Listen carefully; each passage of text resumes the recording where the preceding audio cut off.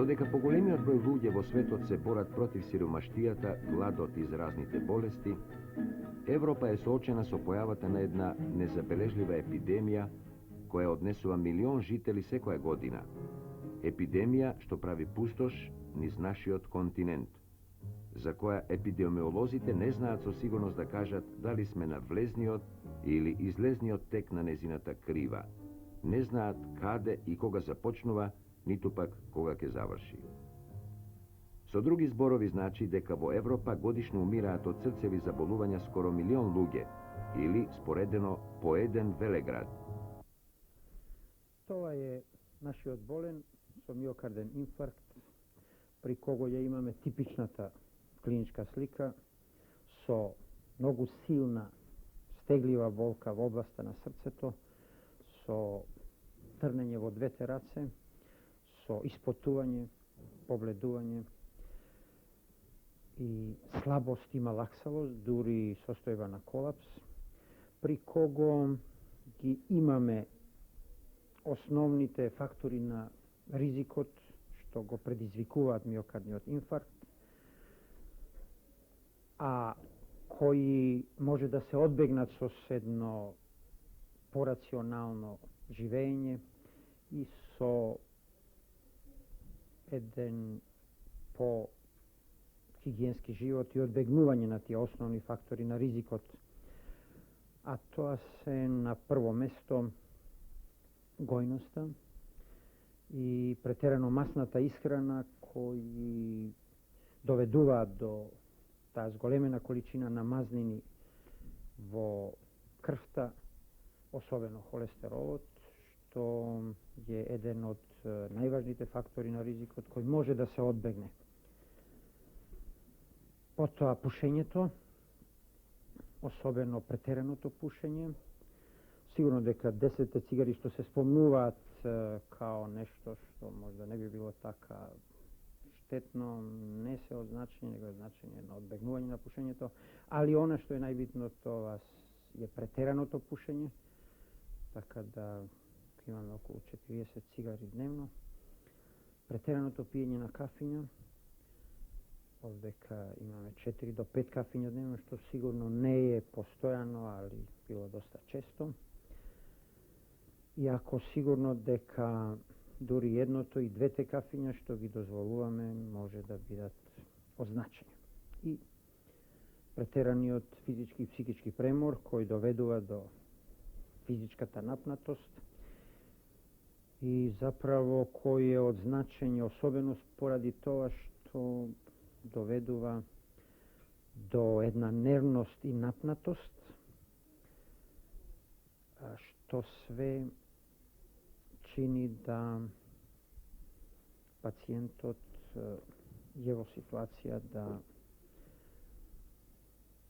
може да добие миокарден инфаркт порано отколку што би било тоа нормално за нормалниот животен век.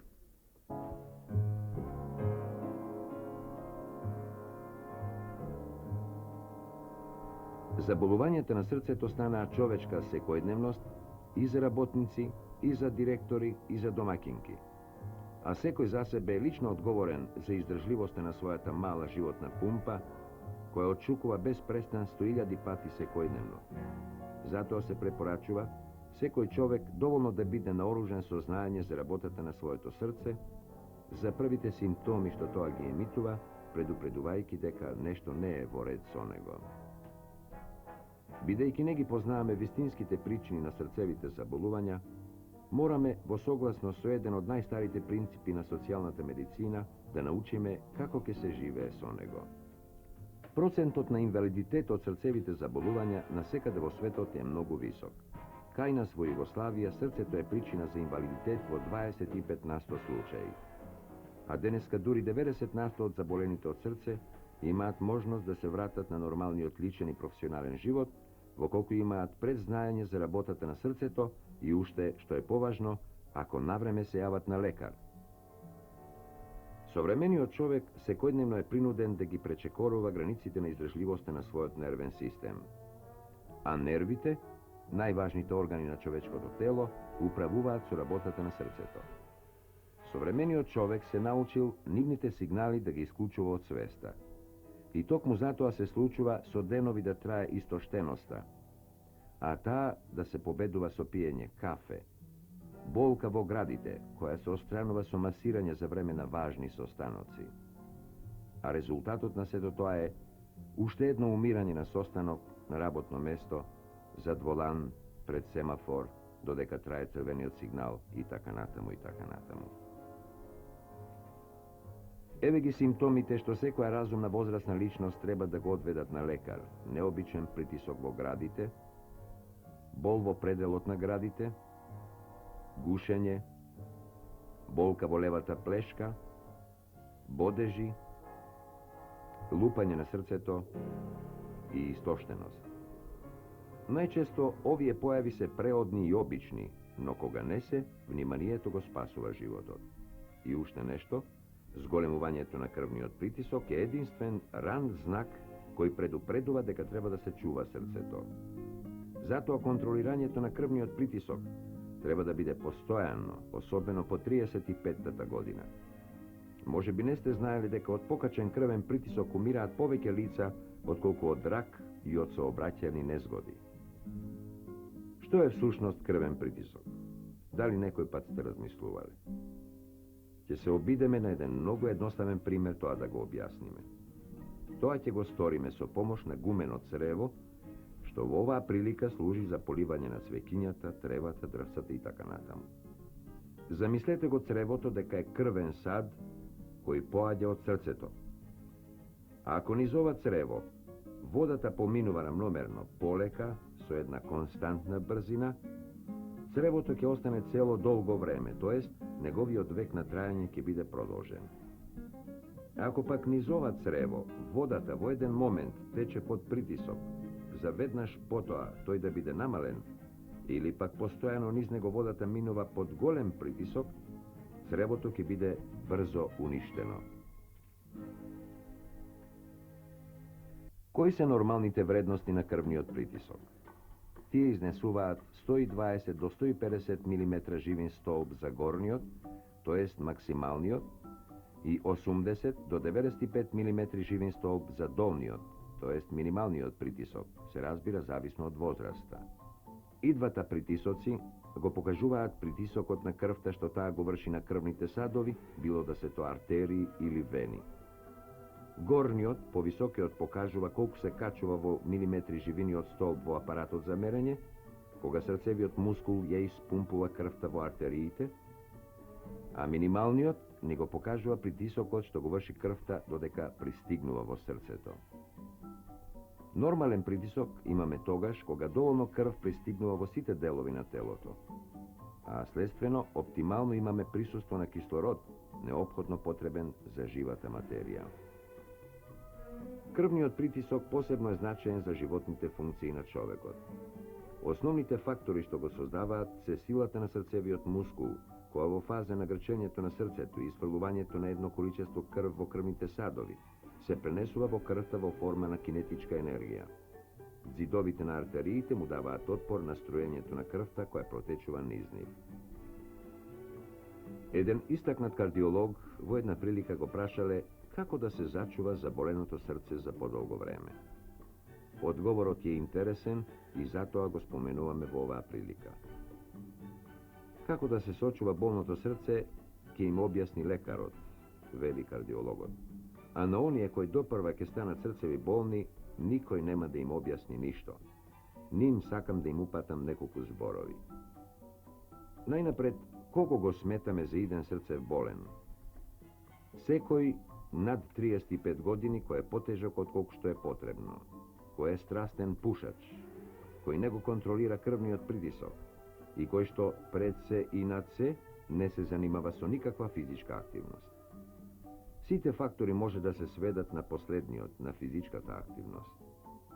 Човек кој што навикнал да поминува известно време во текот на денот на свеж воздух, занимавајќи се при тоа со спорт, отпорен е на психички стресови, имун е на гоење, а често и на покачен крвен притисок.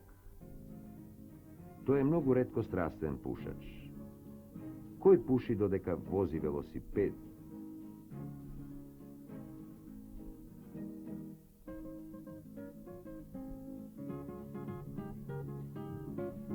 Igra fudbal.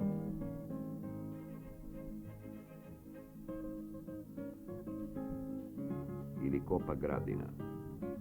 Rekreacijata treba da bude svrzena со zadovoljstvo. Ono što je obavува treba da je motiviran. Čovek može bi ne naviknal da uživa o sportuvanje, no zato se vodušeува od ona što će go sozdade со svojite race.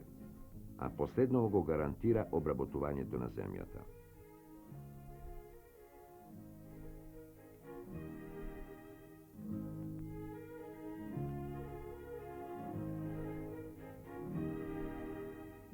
Уште одамна е познато дека повременото изложување на тешки физички напори го јакне човековото срце и дека срцевите заболувања се најретки меѓу луѓето чија професионална дејност бара физички напори. Една група американски истражувачи извршила поделба на професиите според тоа дали тие бараат голем, среден или мал физички напор. Веднаш е утврдено дека срцевите болести се среќаваат двојно почесто меѓу луѓето со професии што бараат малку активност, отколку во така наречените тешки физички професии. И понатаму, авторите на оваа студија заклучуваат дека долготрајното изложување на тешки физички напори ја засилува способноста на човековиот организам да се спротивстави на ненадејните срцеви удари. Но тие признаваат дека се уште не можат да утврдат колку долго е потребно човекот да се изложува на физички напори за да се стекне таа одбрана. Но се знае дека повремениот голем физички напор го тренира човековото срце, со што се зголемува неговата ефикасност и го регулира ритмот на неговата работа.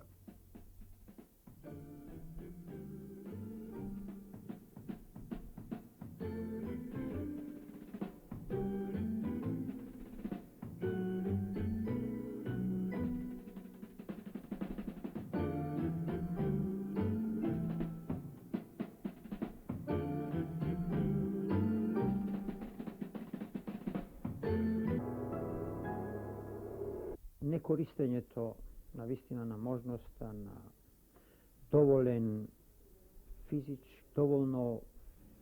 физичка активност која би била умерена, недоволно користење на можностите за прошетка во природа е секако еден момент кој што игра улога и поради тоа што всушност со нешетањето човекот се преморува и што не одвојува време за шетањето во природа, за одмор е причина да се преморува и го посериознува и овој фактор кој доведува до миокардниот инфаркт. Очигледно е дека сите овие ризици на фактор за миокардниот инфаркт што ги набројавме се такви да многу лесно може да се одбегнат во животот. Добар ден, Чичко. Добар ден, Како дете. си? Фала Богу, добар. Ги пасеш овците? Да, Чии се? мој. Колку ги има? 100. 100. Со се јагниња околу 200. Не, бавали 150. А колку години имате? 70. 70. Како се чувствувате? Добро.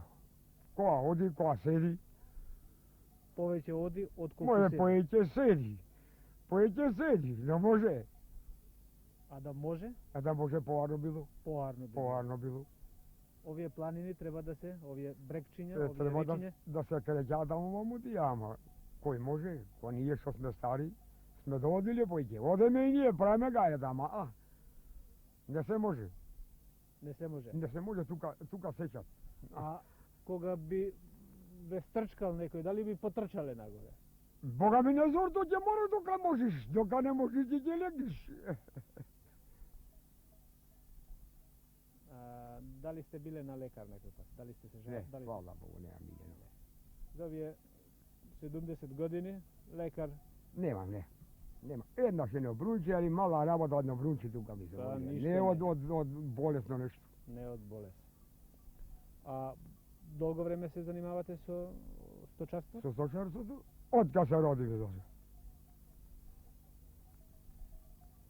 Kako je poubavo da se dviži čovjek ili da sedi na jednom mjestu? A bez sada je mešano povarno bi bilo, nekog da posjediš, nekog da se bližiš povarnama. Ko nema će mora kako bilo.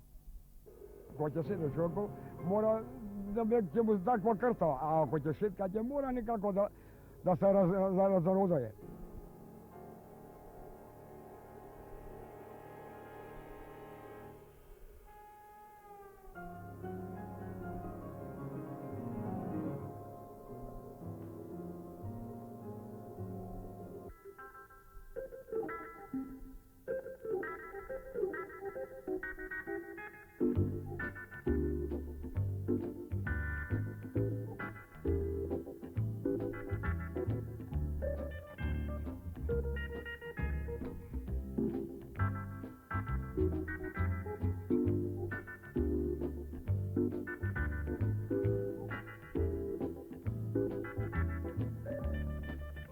Секое срце сака движење, физичка активност, рекреативни спортови.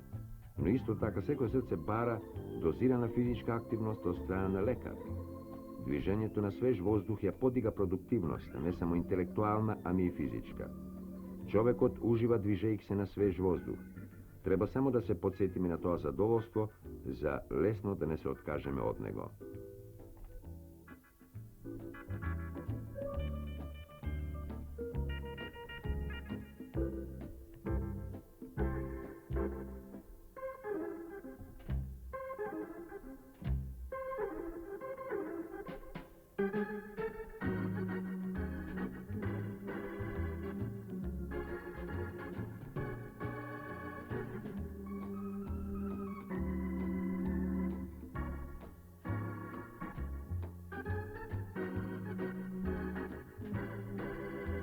Секако дека од посебно значење би било повеќе движење во природата и физкултура.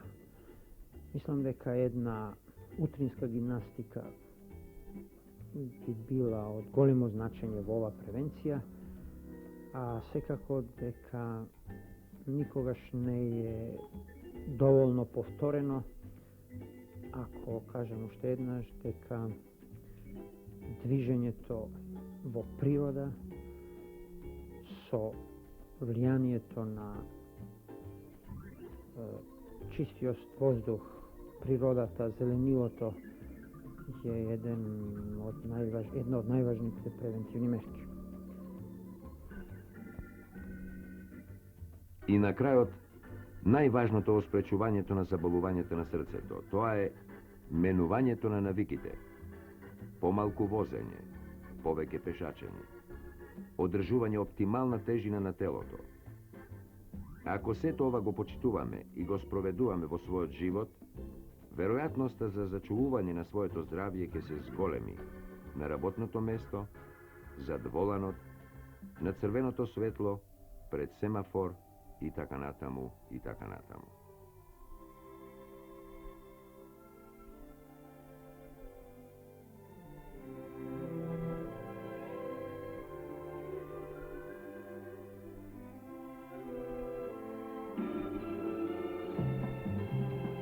Слушателот Борис Петровски од населба Пржино, улица 715, број 32, драги гледачи, ми пишува во писмото дека е одушевен со акцијата што се презема во нашиот град за распишување самопридонен за изградба на спортски обекти, меѓу другото заедно со училишните. Вели дека не 2%, дека ќе даде 4% од својата плата, вели дека максимално ќе помогне, ќе учествува со физичка работа и дека најпосле тоа ќе биде фактор, тоа ќе биде оној преломниот момент кога тој ќе почне да се занимава со спорт и со рекреација. Друга Петровски, се е тоа добро. Одлично е што сакате да дадете и 2 пати повеќе од што е тоа предвидено од вашите лични примања. Наше е тоа што ќе го направиме. Дали сме закасниле 10 години или правиме нешто што инаку би го направиле 10 години покасно, тоа е друга друго прашање. Меѓутоа, тоа го правиме за нас, го правиме за нашите генерации. Одлично е тоа што сте се решиле со физичка работа да се вклучите во акцијата. Меѓутоа, не чекајте објектите да бидат готови. Не е тоа причина што вие денеска не спортувате. Немојте да се однесувате како оној љубовникот од народната песна што вели ситна ми роса зароси, тивко ми ветре повеа, не можев да дојдам. Тој всушност не сакал да дојде, па ја барал причината. Затоа побрзајте и пред да го запишете самопридонесот, започнете со нешто да рекреирате, а објектите потоа само добре ќе ви дојдат. На крајот, бидејќи последната наша 6-та емисија е цела посветена на еден проблем, на мотивот во спортувањето и во вид на тркалезна маса, сакам, драги гледачи, да ви прочитам уште едно писмо, кое е на некаков начин одговор на онаа наша гледачка во првата емисија, ако се сеќавате од Пелистер, што го критикуваше забавното спортско попладне. Тој одговор гласи: Драга редакцијо, повод за ова моје писмо е една од последните емисии на вашето забавно спортско попладне, во која прикажавте дел од разговорот со Јела Ристовска, кој беше позајмен од емисијата Движи се, за да не заборавиш да одиш. Таа во тој дел го критикуваше забавното спортско попладне, велејќи дека поради лошото време таа морала да седи дома и да ја гледа вашата емисија и дека таа ја нервирала. Од една страна, јас со неа воопшто не се согласувам, напротив, оваа емисија многу ми се допаѓа, а верувам и на многу други гледачи и исто така верувам дека уште многу емисии ќе гледаме од забавното спортско попладне. Од друга страна, на другарката Јела никој не е крив што времето било лошо и никој не ја тера да ја гледа оваа емисија. Ве молам ова да го објавите, нека го чуе таа и нека го чујат сите други ТВ гледачи и да не се прават веќе вакви големи грешки. Со почит ве поздравува вашата редовна гледачка Милка Колева од Штип. Да завршам, драги гледачи, мислам, ни забавното спортско попладне не може да ви пречи на спортската рекреација и прошетките, ниту обратното, културниот и организираниот човек има време за се.